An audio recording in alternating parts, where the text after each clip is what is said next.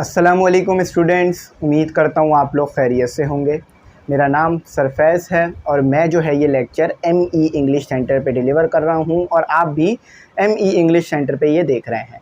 तो आज जो है वो करेंगे प्रॉपर्टीज़ ऑफ वीव्स। तो इससे पहले का जो मैंने लेक्चर अपलोड किया उस पर आप लोगों ने बहुत अच्छा जो है वो रिस्पॉन्स किया और इस तरीके को बहुत अच्छी तरीके से पसंद किया। तो आज भी मैं सामने आकर तमाम चीज़ें लिख कर और डिटेल में समझाऊँगा। और यहाँ पर मैं आपको बता दूं कि न्यूमेरिकल आखिर में कराऊंगा और बाकी जो यूनिट्स की एक्सरसाइजेस हैं आखिर में जो दी हुई हैं वो चैप्टर कंप्लीट होने के बाद करा दूंगा। तो जैसे जैसे चैप्टर कंप्लीट होता जाएगा वो एक्सरसाइजेस मैं कराता जाऊंगा, लेकिन न्यूमेरिकल तमाम कराऊंगा, उसकी टेंशन नहीं लीजिएगा। कॉन्सेप्ट भी दे दूंगा ताकि जब पेपरों में आए तो आपके लिए मुश्किल ना हो। तो अगर आप ग्रुप्स में ऐड होना चाहें तो ग्रुप्स में ऐड हो सकते हैं। ग्रुप की फ़ीस 1000 है जो साल में आपको एक बार पे करनी है, जिसमें नोट्स, बुक के PDF तमाम चीज़ें आपको इंशाल्लाह मिल जाएंगी। ठीक है, चले आ जाए स्टडी शुरू करते हैं। तो वैसे तो यहाँ पे लिखा हुआ है तो ज़रूरत नहीं है देखने की कि सबसे पहले हमने पढ़ना है प्रॉपर्टीज़ ऑफ वेव्स। तो देखिए वेव्स की प्रॉपर्टीज़ होती हैं, प्रॉपर्टीज़ यानी उनमें खुसूसियत भी होती है कुछ। वो रिफ्लेक्शन कर सकती हैं, रिफ्रैक्शन कर सकती हैं, डायफ्रैक्शन कर सकती हैं। रिफ्लेक्शन तो आपको बहुत आसानी से पता है क्या चीज़ है कि मैंने ये पेन दीवार पे मारा, लगकर वापस इस तरफ आया, इसे कहते हैं हम रिफ्लेक्शन यानी रिफ्लेक्ट हो जाना। रिफ्रैक्शन समझ में शायद थोड़ा सा मुश्किल हो आपको, लेकिन यहाँ रिफ्रैक्शन मैंने लिखा हुआ है तो रिफ्रैक्शन मैं समझा दूंगा। रिफ्रैक्शन क्या है कि अगर आप लाइटर मीडियम से डेंसर मीडियम में जाते हैं तो जो स्पीड होती है वेव की वो कम हो जाती है, और फिर जब आप दोबारा डेंसर मीडियम से लाइटर मीडियम में आते हैं तो स्पीड दोबारा बढ़ जाती है, और इन तमाम प्रोसेस के दरमियान डायरेक्शन भी चेंज हो जाती है वेव की, तो उसको बोलते हैं रिफ्रैक्शन। और डायफ्रैक्शन इसको स्टडी करते हैं। ठीक है, सबसे पहले पढ़ाता हूँ रिफ्लेक्शन। अच्छा भाई, बाउंसिंग बैक, दीवार पे बॉल तो मारी होगी कभी, तो बाउंसिंग बैक हुई होगी बॉल। इस तरह वेव भी बाउंस बैक होती है। जब वो बॉल एक पार्टिकल होते हुए बाउंस बैक हो रही है तो ये भी बाउंस बैक होगी ना। ठीक है, of wave into same medium by striking other medium surface is called reflection। अच्छा भाई, सेम मीडियम और अदर मीडियम से क्या फ़र्क है ये बता देता हूँ। देखें भाई, ये था बीच में एयर थी, टकराई जाके, एयर से नहीं टकराया, ये टकराया किससे है, दीवार से, बोर्ड से टकराया है। तो बोर्ड तो एक अलग मीडियम है, लेकिन टकरा कर वापस सेम मीडियम में आ गया, एयर में। तो ये है रिफ्लेक्शन कि टकराए और टकरा कर वापस आ जाए। इसमें एंगल भी डिपेंड करता है कि एंगल जो है वो भी सेम हो। ठीक है, एंगल भी सेम हो। फॉर एग्जांपल ऐसा ना हो कि यहाँ से टकरा कर यूँ जा रहा है तो ये एंगल तब्दील हो गया ना, ये एंगल यूँ था, टकरा के यूँ आया तो एंगल तब्दील हो गया। फॉर एग्जाम्पल दीवार पे बनाने, अच्छा तो बोर्ड पे बना लेते हैं।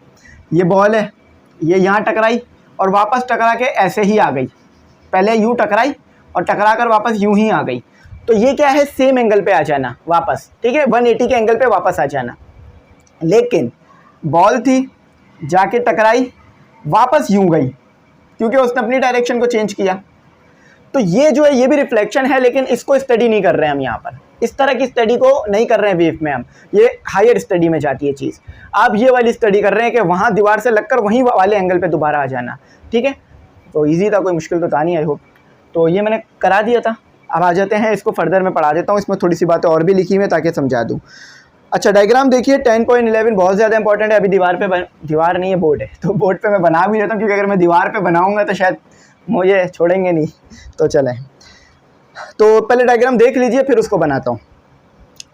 येलो जो आपके पास ग्रीन लाइन बनी हुई है ना, वो वेव है जो इंसिडेंट कर रही हैं। अब इंसिडेंट क्या होता है, इंसिडेंट होता है,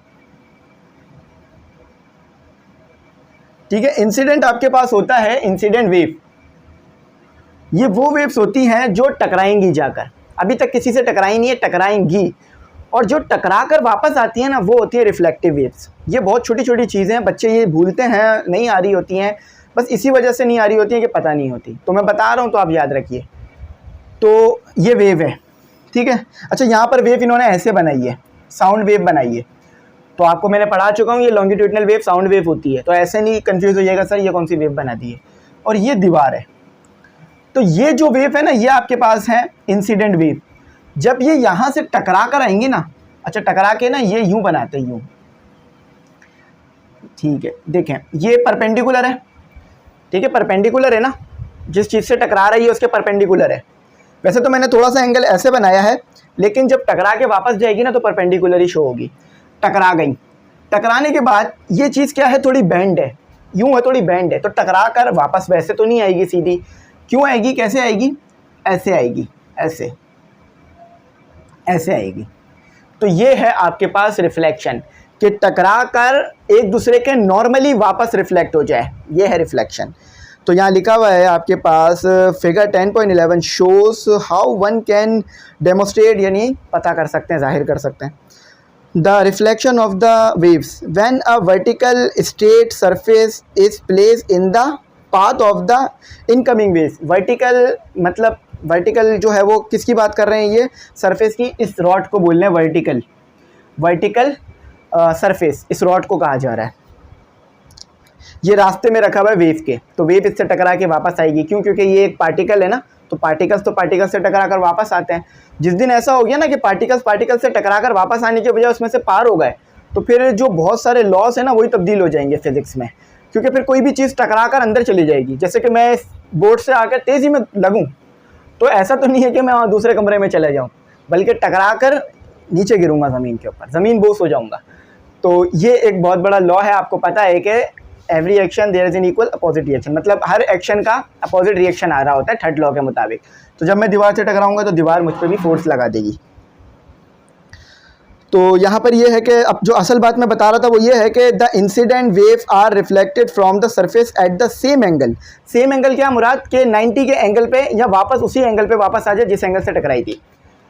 फॉर एग्जाम्पल, अगर ये जो है ना ये सीधा रखा हुआ होता, ये जो रॉड रखी हुई है ना ये सरफेस ये सीधी होती, तो वेव यूँ टकराती और टकरा कर वापस यूँ ही आ जाती। फिर आपको समझाना मुश्किल हो जाता कि भाई पहले यूँ टकराई फिर वापस आ गई। आप बोलते सर वो लाइंस कौन सी है जो पहले थी, वो कौन सी है जो बाद में थी। तो ये प्रॉब्लम है। चले मैं थोड़ा सा और आसानी करता हूँ। जो ब्लू से लाइन है ना वो इंसिडेंट वेव है, यानी अभी टकराई नहीं है, टकराएगी जाकर। और जो ब्लैक लाइन्स है ना वो लाइन्स है जो टकरा कर आ रही हैं, ठीक है। तो समझ गए इस तरह से। तो यहाँ पर थोड़ा सा टेढ़ा कर दिया, तो टेढ़ा करने से क्या हुआ कि वो जो है वो थोड़ा सा नीचे की तरफ जाने लगी, लेकिन एंगल अभी भी इनका वही है जो टकराने से पहले था, ठीक है। उसी पे वापस आ रही हैं। बस अगर ये थोड़ा टेढ़ा नहीं होता ना तो सीधी वापस जाती। तो यही लिखा हुआ है यहाँ पर, same angle, eight the same angle it can be seen that the reflected waves obey the law of reflection. तो ये लॉ ऑफ रिफ्लेक्शन को ओबे करेंगी। तो लॉ ऑफ रिफ्लेक्शन आप आगे पढ़ेंगे क्लासेस में, अभी हमने से नहीं पढ़ा है, तो अभी मैं इसे एक्सप्लेन भी ज़्यादा नहीं करूँगा ताकि आपको मुश्किल ना हो। Example, the angle of the incident wave along the normal with the equal to the angle of the reflective wave.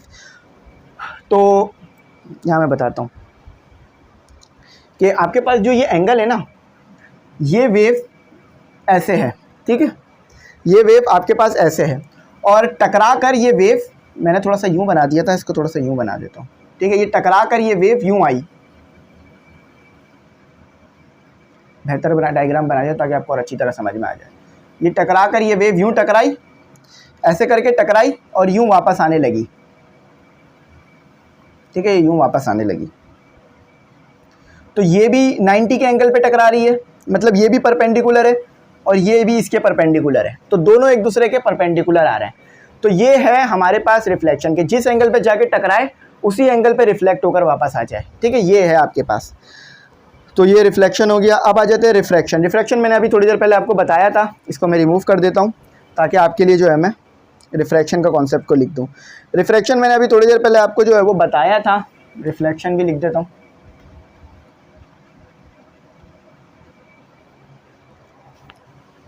तो ये है मेरे पास दो मीडियम्स, ये है डेंसर मीडियम, DM लिख रहा हूँ, ठीक है, डेंसर मीडियम, और ये है रेयर मीडियम या लेसर मीडियम।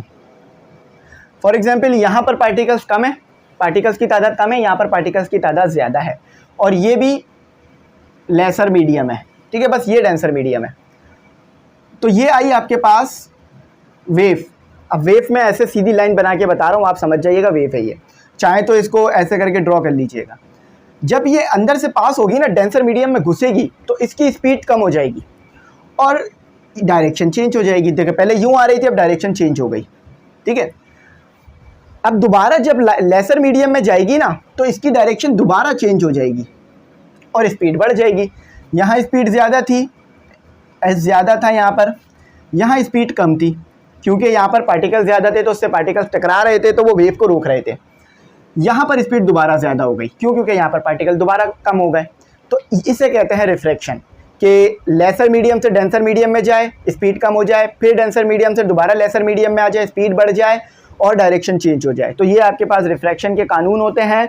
अब यही चीज़ आपको रिफ्रैक्शन इन्होंने समझाई है वाटर की मदद से, उसको समझते हैं। मैंने यहाँ लिखा हुआ भी होगा, हाँ तो इसे पढ़ता हूँ मैं। When a centers from a region of deep water, मतलब डीप वाटर है हमारे पास, to a region of shallow water at an angle the wave will change its direction। तो देखिए यही बात लिखी हुई है, लेकिन यहाँ पर वाटर वेव के थ्रू समझाया इन्होंने कि आपके पास क्या है, शैलो का मतलब होता है कम होना, किसी चीज़ का कम होना। पहले हम जो है वो ऐसी जगह पे गए जहाँ पर जो है वो पानी ज़्यादा था, शैलो मीडियम यानी कम, और सेंटर्स यानी हमारे पास जो है वो पानी ज़्यादा था। When a wave center from a region of a deep, हाँ डीप वाटर, डीप मतलब डीप वाटर क्या, पानी का ज़्यादा होना, और शैलो वाटर क्या, पानी का कम होना। यानी जहाँ पर डीप है ना, आपको पता है ना, कहते हैं ना डीप वाटर में मत जाओ, तो क्यों कहते हैं, क्योंकि वहाँ पर पानी जो है वो ज़्यादा है। शैलो वाटर यानी पानी कम है, सिर्फ घुटनों तक या उससे कम पानी है। तो वेव जो है वो दाखिल होती है पानी के अंदर। जब वो डीप वाटर में होती है ना, डीप वाटर में, तो उसकी स्पीड क्या होती है, ज़्यादा होती है। अभी मैंने यहाँ बताया, इसका यहाँ उल्टा आ रहा है हिसाब किताब, या आप देख भी सकते हैं, साइड में लिखा हुआ नज़र आ रहा होगा आपको कि क्या लिखा हुआ इन्होंने, इंक्रीज फ्रिक्शन, डिक्रीज स्पीड और डिक्रीज वेवलेंथ। अब मैं इसका कॉन्सेप्ट समझाता हूँ होता क्या है। डायग्राम वैसे उस पर ही बनी हुई है, उधर ही देख लीजिए। ऐसी डायग्राम बनाऊंगा तो बहुत लंबा हो जाएगा, चलो थोड़ा सा बना ही देता हूँ ताकि आप बच्चों को समझ में आ जाए। ये समझ लीजिए एक टैंक है, और ये टैंक में मैंने एक बड़ा सा जो है ना पीस रख दिया। तो यहाँ पर जो है वो गहराई ज़्यादा है और यहाँ पर गहराई कम है, ठीक है। तो ये वेव बना देता हूँ, ये वेव बना दी मैंने, ठीक है, ये वेव बना दी। तो देखिए यहाँ पर जो है ना वो शैलो है, पानी शैलो है, यानी यहाँ पानी कम है। क्यों, क्योंकि ये पत्थर रखा हुआ है बीच में, तो इसने पानी कम कर दिया। तो यहाँ पर जो आपके पास वेव की स्पीड होगी ना वो ज़्यादा होगी, यहाँ पर कम होगी। यहाँ पर ज़्यादा क्यों होगी, क्योंकि यहाँ पर पानी ज़्यादा है, गहराई ज़्यादा है, यहाँ पर कम है। इसका उल्टा हिसाब इधर आ रहा है, ठीक है। वो मैंने दूसरे तरीके से समझाया था, ये दूसरा तरीका है, तो इसको याद रखिएगा। अच्छा, यहाँ पर स्पीड कम क्यों हो रही है वेव की, क्योंकि यहाँ पर पानी और वेव के दरमियान, यानी पानी और जो ये ब्लॉक रखा हुआ है इसके दरमियान फ्रिक्शन आ रही है। तो फ्रिक्शन आ जाने की वजह से आपके पास स्पीड जो है वो कम हो रही है। फ्रिक्शन के आ जाने की वजह से क्या हो रहा है, स्पीड कम हो रही है। समझ लीजिए ये साउंड वेव थी, ठीक है। ये साउंड वेव के हिसाब से समझाया मैंने कि साउंड वेव दाखिल हुई, जब वो आपके पास लेसर मीडियम में थी तो उसकी स्पीड जो थी वो कम थी, स्पीड जो थी वो ज़्यादा थी। डेंसर मीडियम में जब गई तो स्पीड उसकी कम हो गई, और जब वापस लेसर मीडियम में आया तो स्पीड दोबारा ज़्यादा हो गई। यहाँ पर वाटर वेव है, वाटर वेव में जब वो डीप थी तो उसकी स्पीड ज़्यादा थी क्योंकि यहाँ फ्रिक्शन नहीं था, और यहाँ पर जो है आपके पास एक ब्लॉक रखा हुआ था, पानी और वेव के दरमियान फ्रिक्शन आ रहा था, वेव जो है वो पड़ रही थी ब्लॉक पर, तो फ्रिक्शन पर पैदा हो रहा था जिसकी वजह से स्पीड कम हो गई वेव की, और डायरेक्शन भी बदली, ठीक है। तो यही यहाँ पर लिखा हुआ था। आई थिंक थोड़ा सा हार्ड कॉन्सेप्ट होगा इसका, लेकिन इतना ज़्यादा मुश्किल नहीं है, ठीक है। तो चलें अब आगे मैं इसको स्टडी करता हूँ। तो आज जो है वो गर्मी काफ़ी ज़्यादा है, लेकिन फिर भी मैं कोशिश कर रहा हूँ कि आपको लेक्चर्स करा दूँ ज़्यादा से ज़्यादा, ठीक है। तो ये कॉन्सेप्ट मैंने दे दिया आपको, ये हो गया हमारा। अब आ जाते हैं डायफ्रैक्शन ऑफ वेव। तो डायफ्रैक्शन ऑफ वेव आसान है, मैं आपको थोड़ा सा ना बता देता हूँ। इसको मैं पहले मिटा देता हूँ, पहले मैं इसकी डेफिनेशन पढ़ दूंगा फिर आपको एक्सप्लेन कर दूंगा। अच्छा भाई, डायफ्रैक्शन ऑफ वेव देखते हैं। डायफ्रैक्शन का मतलब सीधा सीधा समझ लीजिए कि बेंट होना। बेंट होने से क्या मुराद है कि अपनी जगह को तब्दील मारना। अब देखें लिखा हुआ है डायफ्रैक्शन में, मैं डायरेक्ट वो ब्लू में जो लिखा हुआ है वही पढ़ रहा हूँ। The spreading of the wave near an obstacle is called diffraction, यानी फैलना ऑब्स्टिकल से लगकर। ऑब्स्टिकल रुकावट को बोलते हैं, ऑब्स्टिकल क्या बोलते हैं, रुकावट। अब फॉर एग्जांपल मेरे पास ये एक दीवार है जिसमें एक छोटा सा होल है, मेरे पास एक ये बड़ी सी एक दीवार है जिसमें बड़ा होल है। तो जब यहाँ पर आके वेव लगेंगी ना तो ज़्यादा स्प्रेड होंगी, आप डायग्राम देखिए, आप डायग्राम देखिए 10.14 की डायग्राम देखिए आप। जब जो है ये जो छोटा सा ना एक इन्होंने स्पेस बनाया हुआ है, तो जब जो है यहाँ से आके वाटर टकरा रहा है ना, वाटर की वेव्स टकरा रही हैं, तो वो क्या कर रही हैं, वो ज़्यादा फैल रही हैं, वो ज़्यादा फैल रही हैं, ठीक है, ज़्यादा फैल रही हैं। लेकिन जब यहाँ से आके टकरा रही हैं ना वाटर की वेव, तो वो कम फैल रही हैं, तो वो कम फैल रही हैं। क्यों कम फैल रही हैं? क्यों? क्योंकि ये जगह बहुत बड़ी है, ये जगह बहुत छोटी है, यहाँ से पानी को निकलने में बड़ा मुश्किल हो रहा है। तो इसीलिए जब उसको मुश्किल हो रहा है ना, तो वो ज़्यादा फैल रहा है, और जब उसे आसानी से वो निकल पा रहा है ना, तो वो ज़्यादा फैल नहीं पा रहा, आराम आराम से निकल रहा है, बस ज़्यादा मुश्किल नहीं हो रही। आपने देखा होगा ना, अगर पाइप है आपके पास, पाइप का अगर आप सुराख बंद कर देते हो तो पानी बहुत मुश्किल से निकलता है। तो जब मुश्किल से निकलता है तो प्रेशर से निकलता है, प्रेशर बढ़ेगा तो वेव भी बढ़ती जाएगी। बात आप समझ सकते हैं, ठीक है। अब वेव कैरेक्टरिस्टिक्स, तो डायफ्रैक्शन हो गया हमारे पास। अच्छा, डायफ्रैक्शन में याद रखिएगा कि ये जो ऑब्स्टिकल होता है ना, ऑब्स्टिकल, अच्छा वेव लेंथ अभी तक आपने पढ़ी नहीं है, और वेव लेंथ इसके बाद नीचे है, तो मैं बता देता हूँ कि वेव लेंथ क्या होती है। ये आपके पास एक क्रस्ट और ट्रफ का कॉन्सेप्ट इससे पहली वीडियो में दिया था ना आपको मैंने, कि ये क्रस्ट होती है, ये पॉइंट क्रस्ट होता है ऊपर वाले, और नीचे वाले ट्रफ। तो एक क्रस्ट से लेकर दूसरे क्रस्ट तक के डिस्टेंस को हम कहते हैं वेव लेंथ, ठीक है, लैम्डा से डिनोट किया जाता है। एक ट्रफ से लेकर, अच्छा इसमें एक ही ट्रफ है, एक और ट्रफ बनाना पड़ेगा, एक ट्रफ से लेकर दूसरे ट्रफ तक के डिस्टेंस को हम कहते हैं वेव लेंथ। एक क्रस्ट से लेकर दूसरे क्रस्ट तक का डिस्टेंस वेव लेंथ, एक ट्रफ से लेकर दूसरे ट्रफ तक का डिस्टेंस वेव लेंथ हो गया। या starting point of crust, ending point of trough, ये भी आपके पास क्या होता है, wave length. Starting point of crust, ending point of trough, ये भी आपके पास वेव लेंथ होता है। तो ये तीनों चीज़ें वेव लेंथ होती है। कभी कंफ्यूज नहीं होइएगा, अक्सर दो चीज़ें पढ़ा दी जाती हैं या एक, तो कंफ्यूज होते रहते हैं बच्चे। Starting point of crust, ending point of trough, wave length, और दो कॉन्सिक्यूटिव क्रस्ट, वेव लेंथ, दो consecutive trough, wave length. I hope आपको मेरी बात समझ में आ गई होगी। तो ये जो है ना, ये जितनी वेव लेंथ होगी ना, उतनी अगर हमारे पास ये ऑब्स्टिकल की लेंथ होगी, ऑब्स्टिकल यानी रुकावट की लेंथ होगी, यानी समझ लीजिए ये वेव लेंथ है और ऑब्स्टिकल की लेंथ बराबर है। अगर ये दोनों चीज़ें बराबर है ना, तो ये इसको स्टडी करना हमारे लिए ज़्यादा फ़ायदेमंद रहेगा और ज़्यादा हमें इस्तेमाल में चीज़ आएगी ये, यानी इससे जो वेव बनेंगी वो हमारे ज़्यादा काम की होंगी, जो कि आप जो है ना यंग डबल स्लिट एक्सपेरिमेंट में पढ़ेंगे इस तरह का। वो लाइट वेव होगी, लेकिन ये इसी तरह की चीज़ें होंगी कुछ। तो अगर आपके पास याद रखिएगा ऑब्स्टिकल की लेंथ और वेव लेंथ ऑफ वेव, अगर ये सेम होंगी ना, तो हमारे लिए इसको स्टडी करना ज़्यादा फ़ायदेमंद होगा। आ जाओ भाई बेटा, आप टाइम पीरियड पे आ जाओ। अब आ जाते हैं न्यूमेरिकल, शुरू हो गए यहाँ से आपके, ठीक है। तो मुश्किल नहीं है, टेंशन नहीं लेनी, करा रहा हूँ, इंशाल्लाह सब समझ में आएगी बात, कुछ भी ऐसा नहीं है जो समझ में नहीं आएगा। टाइम पीरियड भाई क्या होता है? टाइम पीरियड को मुख्तलिफ तरीके से डिफाइन किया जाता है, दो तरीके मैं बता देता हूँ। ये वेव पैदा हुई, ये टाइम है।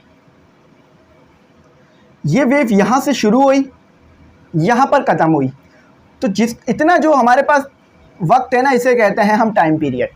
यानी इस वेव ने शुरू होने में, इस वेव ने शुरू होने में और ख़त्म होने में जितना पॉइंट टाइम लिया ना, वो, या एक वेव पैदा होने में, एक सिंगल डिस्टर्बेंस पैदा होने में जितना टाइम लगा, वो हमारे पास टाइम पीरियड था। फिर बताता हूँ, आई थिंक थोड़ा सा जो है ना रोशनी तेज़ पड़ रही है, तो मैं कोशिश करूँगा कि इसको दोबारा भी कर दूँ।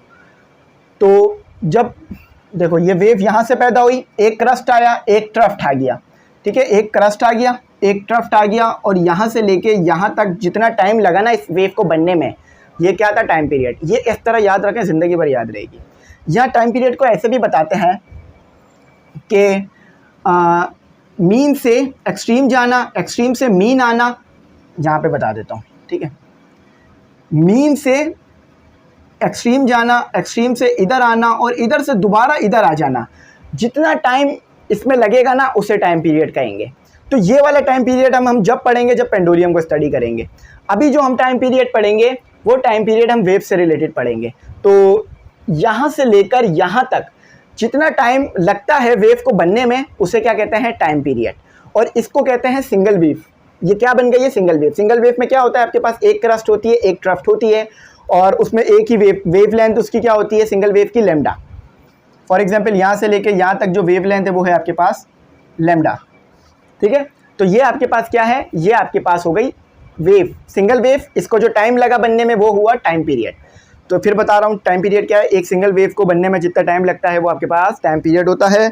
आप डायग्राम देखिए, वैसे इधर डायग्राम दी हुई नहीं है, चले वो डायग्राम दूसरी है जो दी हुई है। तो यहाँ भी यही लिखा हुआ है, in the time taken for any one point on the wave to complete one oscillation. अब बोल रहे हैं कि वो टाइम जो कि कोई भी वेव लेती है एक ऑक्सीलेशन को कंप्लीट करने के लिए, उसे कहते हैं टाइम पीरियड। अब ऑक्सीलेशन क्या होती है, ये आपके दिमाग में सवाल आएगा। ऑक्सीलेशन कुछ नहीं होती, वाइब्रेशन को ही ऑक्सीलेशन कहते हैं। वाइब्रेशन क्या कि ये जो वेव का पैदा होना होता है ना, इसे वाइब्रेशन कहा जाता है। ठीक है, इसे क्या कहा जाता है, वाइब्रेशन। यानी ये जो वेव पैदा हो रही है ना आपकी, ये जो वेव पैदा हो रही है, वाइब्रेट कर रहे हैं तो एक वेव पैदा हो रही है, तो ये वाइब्रेशन होती है। तो यहाँ से लेकर यहाँ तक एक ऑक्सीलेशन हो जाती है आपकी। ठीक है, तो इसे क्या कहते हैं, इतने हिस्से को आप कहते हैं टाइम पीरियड। बहुत आसान कर दिया है, अब ज़िंदगी भर याद रहेगा, ये डायग्राम कभी भूलेंगे नहीं इंशाल्लाह आप। और वेवलेंथ लिख दिया मैंने, एम्पलीट्यूड ये हो गया, यहाँ से लेकर यहाँ तक का डिस्टेंस आपका एम्पलीट्यूड हो गया। ठीक है, और यहाँ से लेकर यहाँ तक का डिस्टेंस भी एम्पलीट्यूड। अच्छा, ये छोटा बड़ा मैंने बनाया है, लेकिन ऐसा नहीं है कि छोटा बड़ा ही बनता है हमेशा, ये इसके बराबर ही बन रहा होता है हिस्सा। ठीक है, तो टाइम पीरियड समझ गए। फ्रीक्वेंसी असल चीज़, बहुत ज़्यादा कंफ्यूज करने वाली चीज़। सबसे पहले इसकी डेफिनेशन पढ़ देता हूँ। Is the number of complete waves produce by a source per unit of time. अच्छा, फ्रीक्वेंसी के दो फॉर्मूले हैं, याद रखिएगा, दोनों तरीके से सेम ही आएगी। एक तो है आपके पास 1/t, इसे रट लीजिए, इसे रट लीजिए। जब भी मैं पूछूँ ना फ्रीक्वेंसी का फॉर्मूला, आप क्या बोलें, F = 1/t। 1 क्या है, वेव, टाइम, t क्या है, टाइम। एक वेव को बनने में कितना टाइम लगा, ये फ्रीक्वेंसी होती है। यहाँ ये भी डेफिनेशन लिखी हुई देखी होगी, number of vibration in 1 second. तो 1 सेकेंड में जितनी वेव्स आ रही हैं ये फ्रीक्वेंसी है। फॉर एग्जाम्पल 1 सेकेंड में 1 ही वेव आ रही है, तो आपके पास क्या है, फ्रीक्वेंसी 1 है। ठीक है, अब मैं यहाँ पर आपको समझाता हूँ इसको, फ्रीक्वेंसी को। और इसका एक और फॉर्मूला भी है जो आपको बहुत कम लिखा हुआ दिखेगा, और वो है number of waves divided by time. ठीक है, चले टाइम ये वाला लिखते हैं, डिवाइडेड बाय टाइम ऐसे लिख देता हूँ, TIME, टाइम। तो अगर आप जितनी नंबर ऑफ वेव्स बन रही है ना, और उन वेव्स को बनने में जितना टाइम लगा है, अगर आप उसे डिवाइड करा देंगे तो आपके पास फ्रीक्वेंसी आ जाएगी। फ्रीक्वेंसी याद रखिएगा क्या होता है कि एक वेव को बनने में कितना टाइम लगा है, एक सिंगल वेव को बनने में कितना टाइम लगा है, यही आपके पास फ्रीक्वेंसी रहती है बेसिकली ज़्यादातर। ठीक है, और ये भी डेफिनेशन होती है फ्रीक्वेंसी की, number of vibration in 1 second. दोनों तरीके से आप इसको एक्सप्लेन कर सकते हैं, लेकिन ज़्यादा अच्छा एक्सप्लेन होता है कि 1 सेकेंड में कितनी वेव्स बन रही हैं। मेरे पास 1 सेकेंड में 1 वेव बन रही है, आपके पास 1 सेकेंड में 2 वेव बन रही है। ये 1 वेव हो गई, ये 2 वेव हो गई।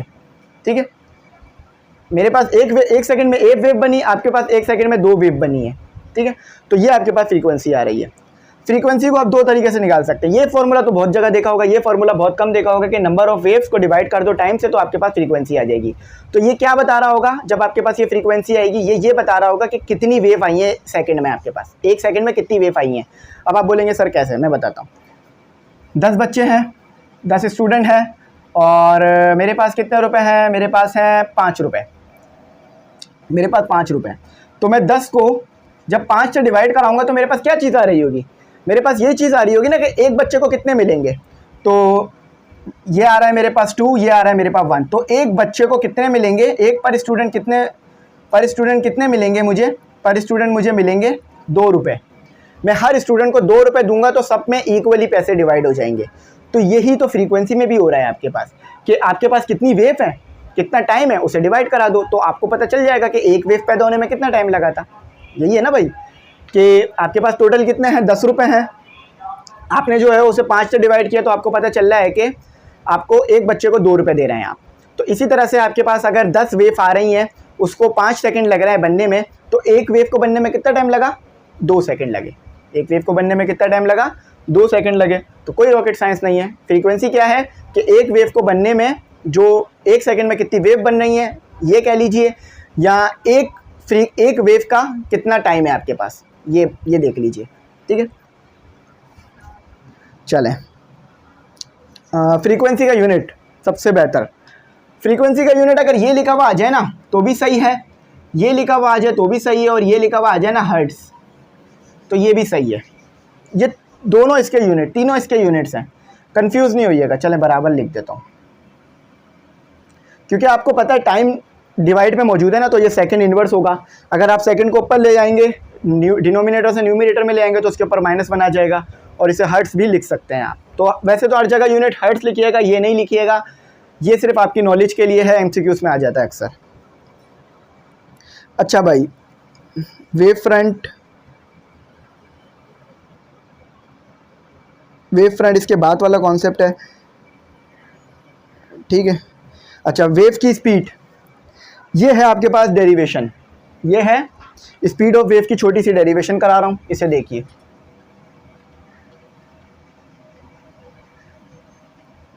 छोटी सी डेरिवेशन करा रहा हूँ, बिल्कुल छोटी सी है, कोई मुश्किल नहीं होगी। अच्छा भाई, स्पीड का फॉर्मूला याद होगा तमाम बच्चों को। स्पीड का फॉर्मूला क्या था आपके पास? v = s/t। अब प्रॉब्लम यहाँ पर ये है कि हमें तो यहाँ पर डिस्टेंस नहीं है हमारे पास तो वेव लेंथ है। तो आप क्या करेंगे, डिस्टेंस को तब्दील कर देंगे वेव लेंथ से। हम यहाँ पर डिस्टेंस वेव लेंथ में ले रहे हैं, ठीक है। डिस्टेंस किस में ले रहे हैं? वेव लेंथ में ले रहे हैं। तो यहाँ पर क्या आ गया आपके पास? यहाँ पर आ गया आपके पास लैम्डा, और जो ये t है ना, इसको रिप्लेस कर देंगे ये वाले t में। क्यों? टाइम पीरियड, कितना टाइम लग रहा है वेव को बनने में, ठीक है। तो ये आ गया t। अभी तो थोड़ी देर पहले मैंने आपको पढ़ाई थी ये बात कि भाई ये 1/t होता है। तो क्या कीजिए, लैम्डा को मल्टीप्लाई करा दीजिए 1/t से। अब 1/t किसके बराबर है? f के, तो इसकी जगह f पुट कर दीजिए। तो ये आ गया आपके पास फॉर्मूला वेलोसिटी का। ये क्या है? फॉर्मूला वेलोसिटी का, v = f लैम्डा। ये आपको आपके नाम की तरह याद रहना चाहिए। मैं पूछूँ ना वेलोसिटी का क्या वेव की वेलोसिटी का क्या फॉर्मूला, आप बोलेंगे v = f लैम्डा। मैं पूछूँ वेव की वेलोसिटी का क्या फॉर्मूला, आप क्या बोलेंगे? v = f lambda. Lambda f के लीजिए या f लैम्डा के लीजिए, एक ही बात है, दोनों मल्टीप्लाई हो रहे हैं, ठीक है। हाँ, ये भी याद रख सकते हैं, v = ये दोनों फॉर्मूले याद रखने हैं आपने। ये फार्मूला 1, ये 2 हो गया और ये 1 हो गया, ठीक है। डेरिवेशन हो गई छोटी सी। अच्छा, वेव फ्रंट पे आ जाते हैं। वेव फ्रंट याद रखिएगा भाई, मुझे तो बड़ा मुश्किल करता था वेव फ्रंट समझने में, लेकिन आपको मैं इंशाल्लाह ऐसे समझा दूंगा कि याद रह जाए, ठीक है। तो डेरिवेशन हो गई, देख ली डेरिवेशन, भूलेंगे तो नहीं ना, भूलिएगा मत। अच्छा, सेट भी करा सकते हैं तो उस फार्मूले को मैं यहाँ लिख देता हूँ, आप कंफ्यूज ना हो जाए कहीं। ये v है और ये f है और ये लैम्डा है। अब आपने क्या करना है, आपने लैम्डा निकालना है। तो आप क्या करेंगे, v/f = लैम्डा, ठीक है। और अभी हमने 1/f किया था ना, इसे 1/f मतलब हमने ये 1/f किसके बराबर लिया था, मैं यहाँ लिख देता हूँ। f किसके बराबर है? f किसके बराबर है? 1/t के। तो t को उधर ले जाइए, 1/f को इधर ले आइए। तो यहाँ पर हम पुट कर सकते हैं v × t = लैम्डा। तो ये फार्मूला भी लिख के दिया हुआ, ये भी ड्राइव कर लीजिए, ठीक है। आपने क्या किया, 1/f को t से रिप्लेस कर दिया, t को उधर ले गया, f को इधर ले आया, ठीक है। तो ये फार्मूला भी लिख के दिया हुआ था, ये भी ड्राइव करा दिया ताकि बच्चों को कन्फ्यूजन ना हो। आगे न्यूमेरिकल में इस्तेमाल होने वाले तमाम फार्मूले ये हैं हमारे। आ जाएँ, आप आगे बढ़ते हैं, ठीक है। टाइम तो ज़्यादा हो गया, चले मैं कराता हूँ। तो ये हो गया मेरा। वेव फ्रंट पर आ जाता हूँ। वेव फ्रंट को थोड़ा जल्दी एक्सप्लेन करता हूँ। इज़ एन इमेजनरी लाइन और on a wave that joins all points that are in the same phase. अच्छा भाई, सेम फेस से क्या मुराद है? देखो भाई, सबसे पहले ये समझ लो कि वेव फ्रंट हम इसलिए बनाते हैं ताकि हमें डायरेक्शन पता चल सके कि किस डायरेक्शन में वेव मोशन कर रही है, और एक इमेजनरी लाइन होती है ये, फॉर एग्जांपल। अच्छा हाँ, एक और चीज़ थी कि कॉन्सेंट्रिक सर्कल। देखिए कॉन्सेंट्रिक सर्कल क्या होता है, ये एक सर्कल है, ये दूसरा सर्कल है, ये तीसरा सर्कल है। तो ये तमाम सर्कल कॉन्सेंट्रिक हैं, क्योंकि आई थिंक यहाँ पर शायद नज़र नहीं आ रहा, मैं इसकी थोड़ी सी जो है ना लाइट कम कर देता हूँ, अब नज़र आ रहा होगा, आ रहा है ना नज़र? हाँ, आप नज़र आ रहा है। तो ये कॉन्सेंट्रिक सर्कल है। क्यों? कॉन्सेंट्रिक सर्कल वो सर्कल होते हैं जिनके सेंटर सेम हो। मैं आपसे पूछूं कि सर्कल 3 का सेंटर कौन सा है, आप बोलेंगे सर ये रहा, ठीक है। मैं आपसे पूछूं कि सर्कल 2 का सेंटर कौन सा है, आप बोलेंगे सर ये रहा। मैं पूछूं आपसे सर्कल 3 का सेंटर कौन सा है, आप बोलेंगे सर ये रहा। सही है ना, ये रहा ना। हाँ, डिस्टेंस अलग अलग हो सकता है, उसका प्रॉब्लम नहीं है, लेकिन सेंटर सेम है, सेंटर सबके सेम आ रहे हैं। तो इसी को हम कहते हैं कॉन्सेंट्रिक सर्कल, ठीक है। अच्छा, आप देखें लाइट कम हो गई तो ज़्यादा हो गया, मैं थोड़ा सा इसे बढ़ा देता हूँ, ठीक है। थोड़ा सा गोरा नज़र आना भी ज़रूरी है ना। तो ये हो गया हमारे पास बेहतर। तो आज गर्मी जो है वो बहुत ज़्यादा है, लेकिन फिर भी मैं कोशिश कर रहा हूँ आपको ज़्यादा से ज़्यादा बेहतर तरीके से लेक्चर दे दूँ। तो वेव फ्रंट क्या काम करता है, वेव फ्रंट इमेजनरीज होते हैं हमारे पास, ये वेव्स बन रही हैं हमारे पास, ठीक है, समझ लो ये वेव बन रही है तुम्हारे पास, कुछ डाउन बन रही होंगी, कुछ अपवर्ड बन रही होंगी। तो उन तमाम के क्रस्ट को तुम मिला दोगे आपस में, उन तमाम के क्रस्ट को आपस में मिला दोगे, तो ये वेव फ्रंट होता है तुम्हारे पास। कि ये इमेजनरी लाइंस होती हैं, याद रखना ये इमेजनरी लाइंस होती हैं जो कि इस्तेमाल होती हैं डायरेक्शन को बताने के लिए, और ये जो है वो इमेजनरी बनाई जाती है। और एक वेव फ्रंट दूसरे वाले वेव फ्रंट के लिए सोर्स का काम करता है। ये वेव फ्रंट जो है ना इस वाले वेव फ्रंट की वजह से बना है, ये दूसरा वाला चौथा वाला वेव फ्रंट तीसरे वाले की वजह से बना है, तीसरा वाला वेव फ्रंट दूसरे वाले की वजह से बना है, दूसरा वाला वेव फ्रंट पहले वाले की वजह से बना है। ठीक है, आ जाओ भाई अब न्यूमेरिकल पे आ जाते हैं, बहुत मज़े हो गए, अब न्यूमेरिकल करते हैं। वेव फ्रंट थोड़ा मैंने जल्दी में समझा दिया ताकि टाइम सेव कर सकूं और आगे लेके चल सकूं। कोशिश है मेरी कि 1 महीने में पूरी बुक कंप्लीट तो नहीं होगी, लेकिन 2-3 चैप्टर तो करा दूं ताकि जो लेट हुए हो ना वो थोड़ा सा फ़र्क आ जाए आपके लिए। ठीक है, तो 1 सेकंड आप लोग वेट करें, थोड़ा सा जो है ना मैं पानी पी लूँ ताकि फिर मैं आपको स्टार्ट कराऊँ। ठीक है, लाइव लेक्चर होंगे ना इंशाल्लाह, उसमें भी ऐसे ही करेंगे। आ जाएँ भाई, अब शुरू करते हैं। ठीक है, यहाँ पर 1 मिनट, ठीक है, चलो आ जाओ। अब सबसे पहले मैं पढ़ता हूँ, बराबर में ही लिखा हुआ है आपके पास सवाल, सिर्फ सवाल पढ़ूँगा और इंशाल्लाह सॉल्व हम सब मिल के करेंगे। पेपर पेंसिल उठा लीजिए और जो फॉर्मूले लिखवाए ना वो भी लिख लीजिएगा। एक फार्मूला लिख लीजिएगा v = f लैम्डा, और एक लिख लीजिएगा लैम्डा = v × t, और 2-3 फार्मूले जो पहले लिखवाए थे वो भी लिख लीजिएगा। ये बहुत अच्छी तरीके से याद रखना है फार्मूले, वरना बेकार हो जाएगी मेहनत मेरी, फार्मूले भूल गए तो। अच्छा डेरिवेशन नहीं है, वरना तो मैं कहता ही नहीं कि याद करो, डेरिवेशन होती तो वैसे ही याद हो जाता। तो डेरिवेशन 1-2 की ही है, जिनकी डेरिवेशन की उनके तो फार्मूला आपको याद भी हो जाएंगे।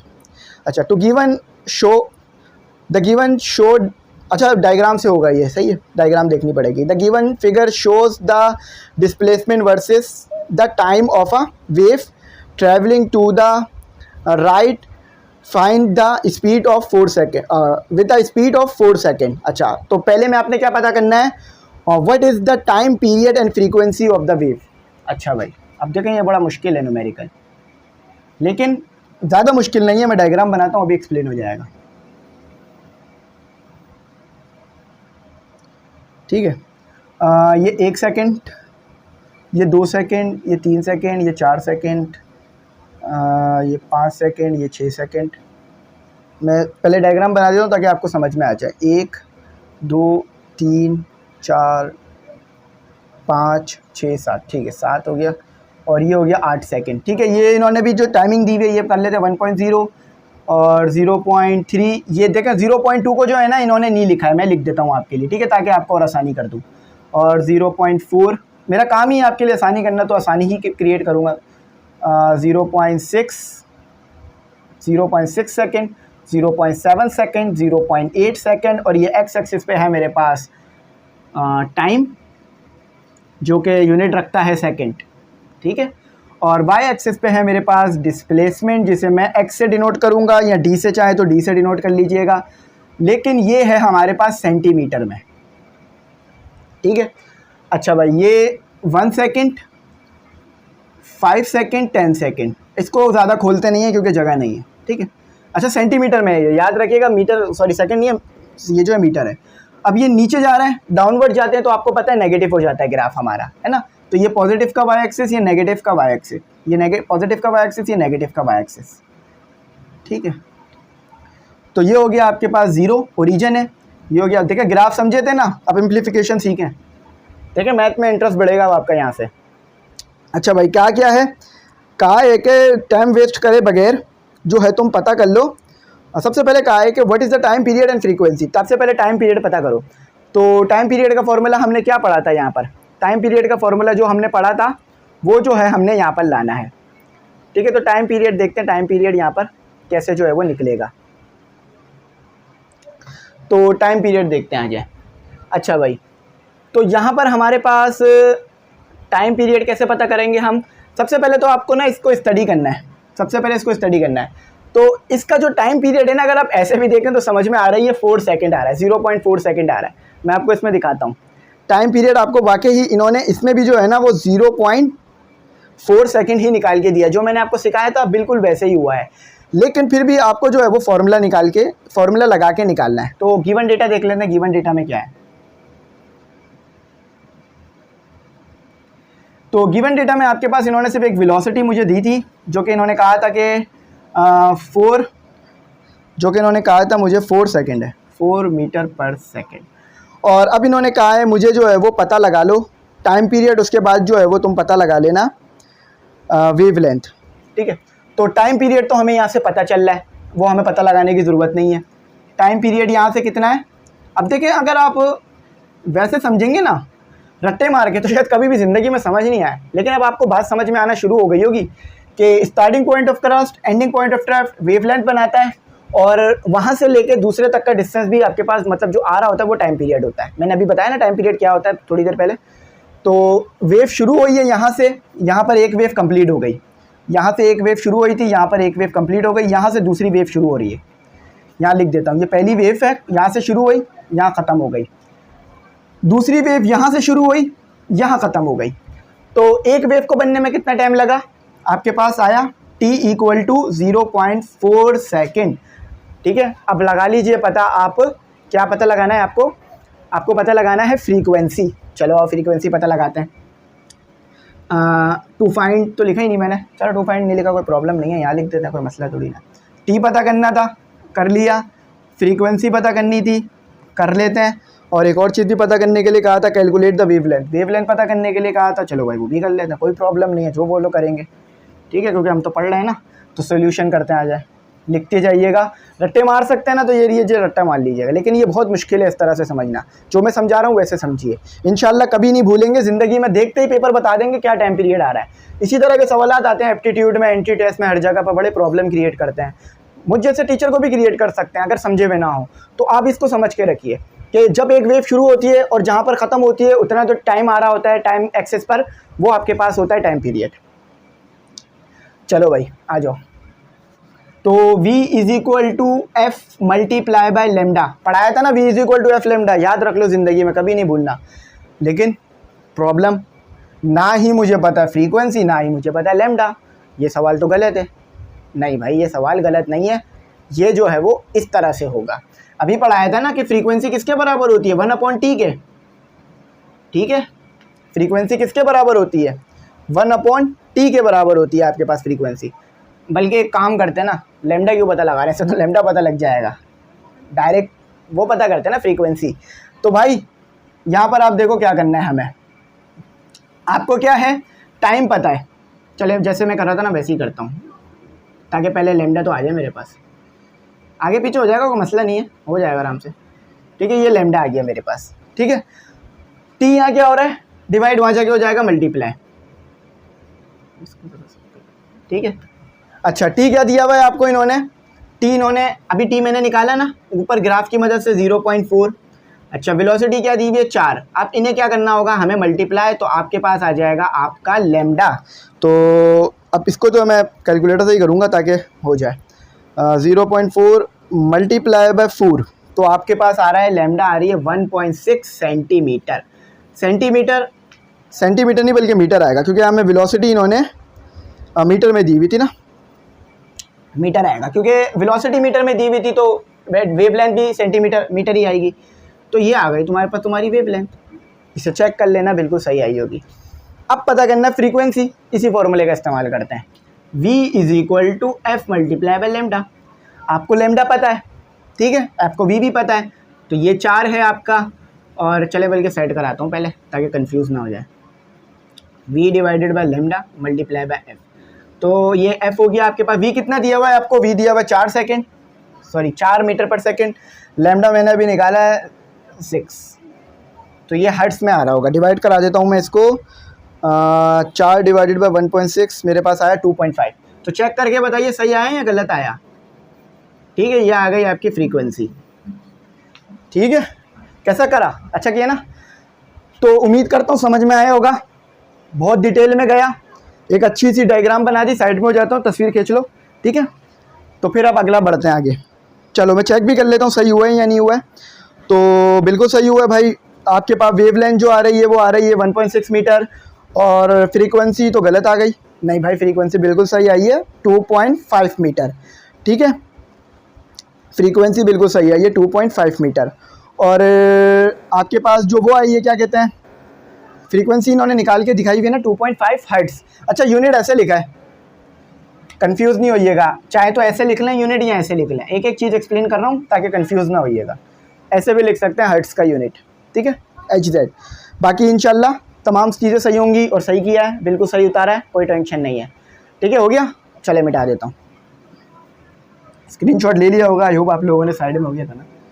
अच्छा सा न्यूमेरिकल किया, लाइक कर दीजिएगा, सब्सक्राइब कर लीजिएगा, और इतनी मेहनत कर रहा हूँ शेयर ज़रूर करके चैनल को दोस्तों तक पहुँचाइएगा, ठीक है। जब कोई मेहनत करता है तो आप लोगों को भी चाहिए कि उसे सपोर्ट करें। अच्छा, एक फ़िशरमैन है, फ़िशरमैन आपको पता है ना, मछलियाँ पकड़ने वाला। चलो पढ़ता हूँ। A fisherman notice that his boat is moving up and down. एक फिशरमैन है, मछुआरा है, वो देखता है कि उसकी जो फिश मतलब उसकी जो कश्ती है ना, कभी ऊपर होती है कभी नीचे होती है, रेगुलरली, रोज़ाना। भाई समंदर में खड़ी की है, लहरें आएंगी तो होगी ही ना आगे पीछे, तो बस यही है। Due to wave on the surface of the water. तो ये क्यों हो रहा है, वेव्स आ रही हैं वाटर की सरफेस पे ना। देखा होगा ना, कश्तियाँ कभी ऊपर कभी नीचे, कभी ऊपर कभी नीचे होती हैं। डायग्राम बनाऊँ? चलो डायग्राम बनाता हूँ, ठीक है। कश्ती समझ लो यहाँ पर है, इतनी अच्छी तो नहीं बनेगी कश्ती, लेकिन बन जाएगी, ठीक है। ये कश्ती है, अब दूसरी वेव आएगी, कश्ती आगे पीछे होती रहेगी, ठीक है। तो इसी तरह फिशरमैन की कश्ती के साथ भी हो रहा है। वो बेचारा परेशान क्यों हो रहा है भाई? इट टेक्स 4.2 सेकेंड, वो लेता है 4.2 सेकेंड। क्यों ले रहा है? For the boat to travel from the highest to the lowest point. तो ये टाइम पीरियड है, हाईएस्ट से लोएस्ट पॉइंट तक जाने में 4 सेकेंड लग रहे हैं। अभी बताया था, फिर बताया था, बहुत घुमा फिरा के बोलेंगे ये। कभी बोलेंगे लोएस्ट टू हाईएस्ट, कभी बोलेंगे एक वेव कंप्लीट इतने सेकंड में हुई, कभी कुछ कह देंगे, लेकिन हम समझते रहेंगे और एक दिन सीख जाएंगे। Highest to lowest, highest to lowest गए ना, तो ये क्या चीज़ बन जाती है? ये बन जाता है टाइम पीरियड। तो दिया हुआ कितना? 4 सेकेंड, ठीक है। देखो डायग्राम बना बना के समझा रहा हूँ, गिवन डेटा, ठीक है। ये हो गया टाइम पीरियड 4 सेकेंड। अच्छा, for the boat to travel highest to lowest. अच्छा, टोटल डिस्टेंस कितना कवर किया? मतलब यहाँ से यहाँ तक का डिस्टेंस इसने कवर किया 3 मीटर। अब आप अच्छी तरीके से ये बात जानते हैं, ये एम्पलीट्यूड नहीं है, ये एम्पलीट्यूड का डबल हुआ हुआ है। तो मैं क्या करूँगा, मैं इसे डी ही लिखूँगा, क्योंकि ये एम्पलीट्यूड तो नहीं है, तो मैं इसे नहीं लिख सकता। एम्पलीट्यूड ए लिखूँगा, गलत हो जाएगा, एम्पलीट्यूड निकालना है मुझे। कहा ना उसने कि क्या कह रहा है कि टोटल डिस्टेंस कितना ट्रेवल कर रहा है, हाईएस्ट से लोएस्ट 3। आगे कहता है कि the fisherman sees that the waves crest are spread 8.0 metre apart. अच्छा, अब यहाँ पर कह रहे हैं कि वेव फैल रही है 8 मीटर तक, डिस्टेंस बिटवीन द क्रस्ट दे दिया, ये कह लीजिए, ठीक है। तो ये एक और डिस्टेंस दिया हुआ है, इसको इन्होंने कैसे डिनोट किया है? इसको भी डिस्टेंस ही लिखा है, इसको मैं डी स्लैश लिख रहा हूँ। अब पूरा तो लिख नहीं सकता, तो इसलिए इसको डी स्लैश लिख रहा हूँ। अच्छा भाई, अब पता क्या करना है, गिवन डेटा तो ये आगे तुम्हारे पास आ जाते हैं हम अपने टू फाइंड पर।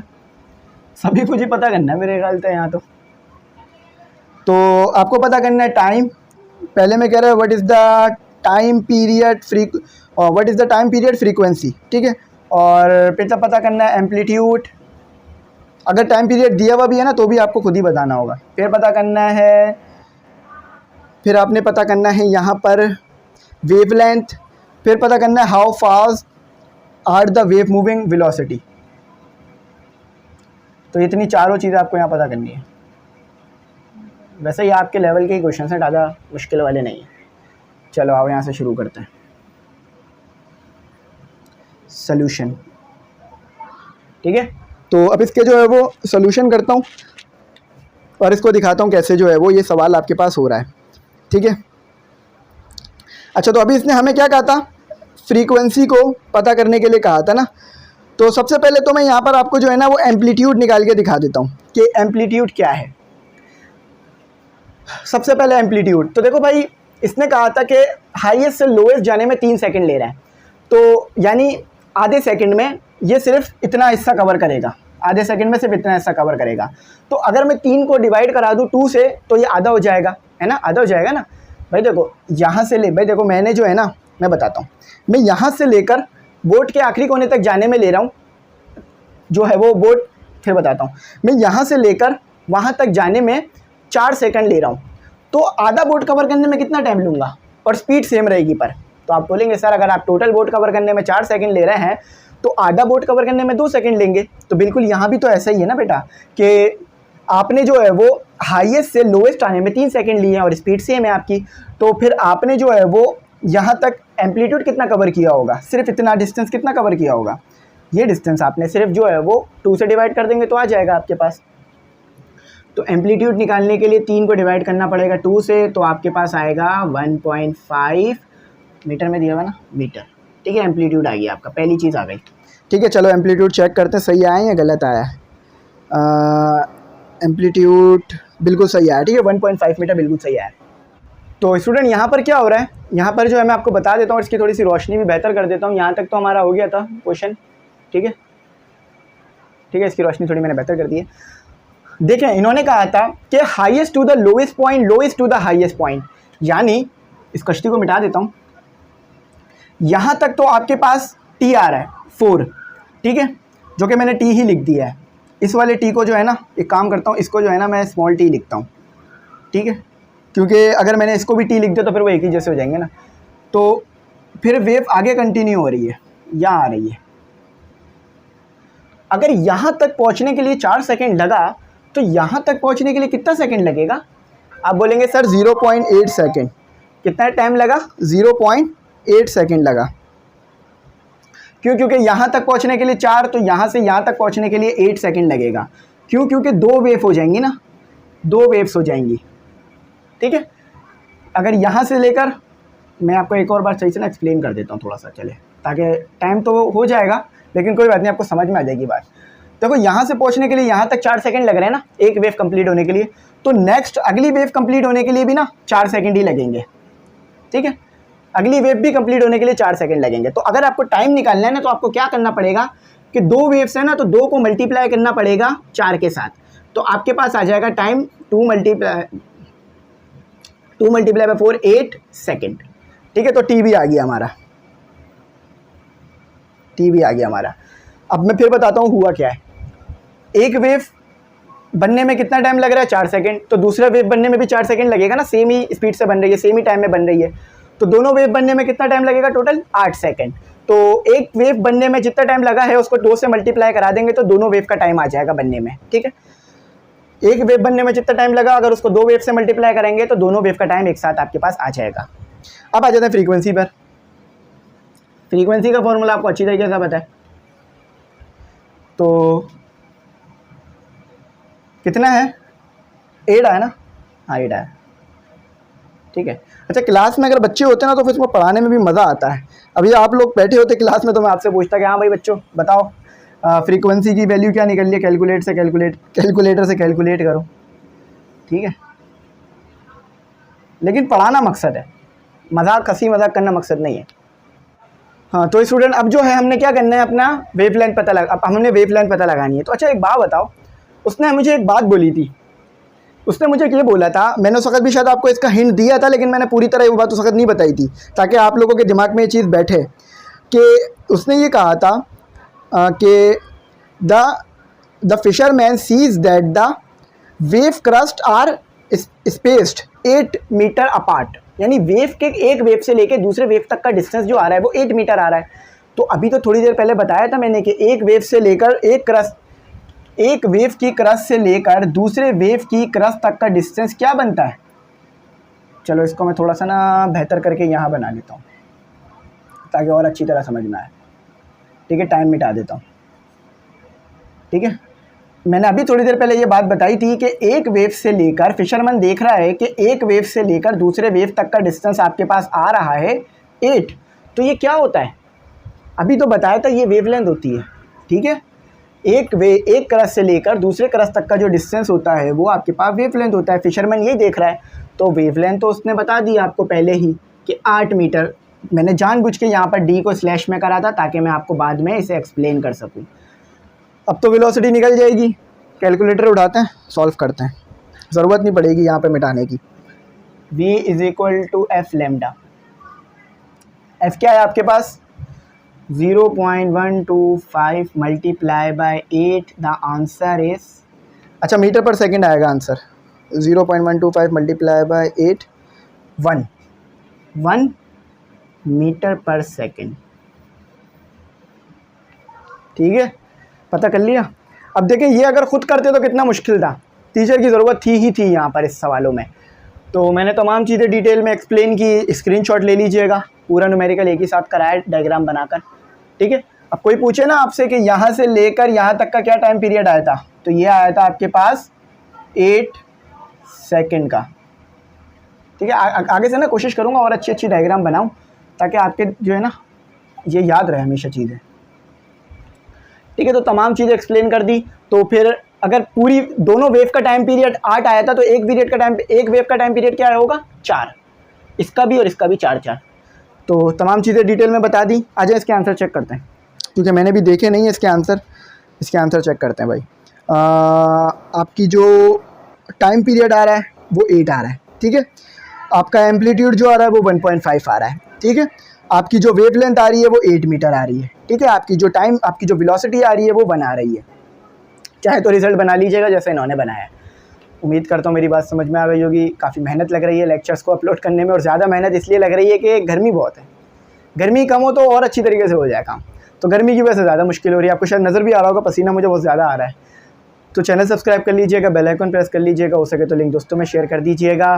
कुछ समझ ना आया हो या कुछ गलती हो गई हो तो मुझे बता दीजिएगा, मैं चेक कर लूँगा। ग्रुप में ऐड होना हो तो कांटेक्ट कर लीजिएगा, ऐड कर लूँगा। Thanks for watching. अल्लाह हाफिज़। कीमती दुआओं में याद रखिएगा।